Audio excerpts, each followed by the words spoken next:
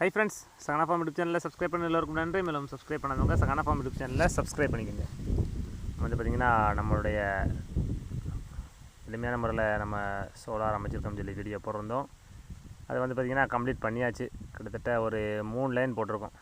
இதோட ஹைட் வந்து பார்த்துக்கிட்டிங்கன்னா ஒரு 2 அடி ஹைட் அளவுக்கு வச்சுருக்கோம்.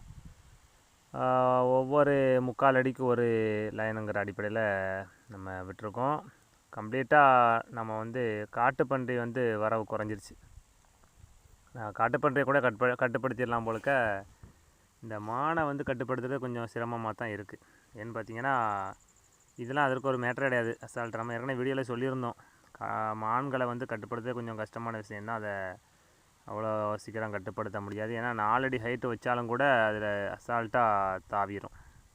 இப்போ அடுத்த வீடியோவில் பார்க்க போகிறது வந்து பார்த்திங்கன்னா மான் வந்து எந்த அளவுக்கு நம்ம பசுந்தீவனங்களை மேய்ஞ்சிருக்குன்னு பார்க்க போகிறோம். பார்த்திங்கன்னா இது வந்து ஒவ்வொரு லைனில் நம்ம பற்றி சூப்பர் பேர் போடுறத பற்றி சொல்லியிருந்தோம். இந்த 2 லைன் எந்த அளவுக்கு வளர்ந்துருக்குன்னு பாருங்கள். அதே சேம் அளவில் வளர வேண்டிய சூப்பர் நேப்பியர்.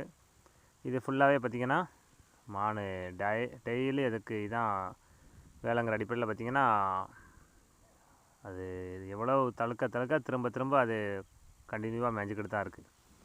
நம்ம என்ன தான் ரெடி பண்ணி கம்பில் ரெடி பண்ணி தற்காலிகமாக அமைச்சிருந்தாலும் கூட அசால்ட்டை தாண்டிட்டு போயிடுது.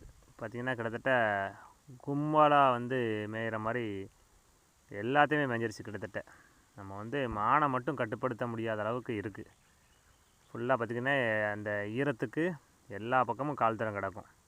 ஏன்னா இந்த டைம் வந்து பார்த்திங்கன்னா போதுமான மேய்ச்சல் இல்லாத காரணத்தினால இரவு நேரங்களில் வந்து விவசாய நிலத்துக்குள்ளே வந்து பசுந்தீவனங்கள் வேறு காய்கறி மசால் என்னென்ன இருக்கோ எல்லாத்தையுமே மேயுது. ஏன்னா நம்ம ஒரு வாரத்துக்கு மேலே பார்க்கும்போதெல்லாம் ஒரு 10 மணிக்கு பார்த்திங்கன்னா ஒரு 50 மான்களுக்கு மேலே ரோட்டில் அப்படியே கிராஸ் ஆகி போகுதுங்க.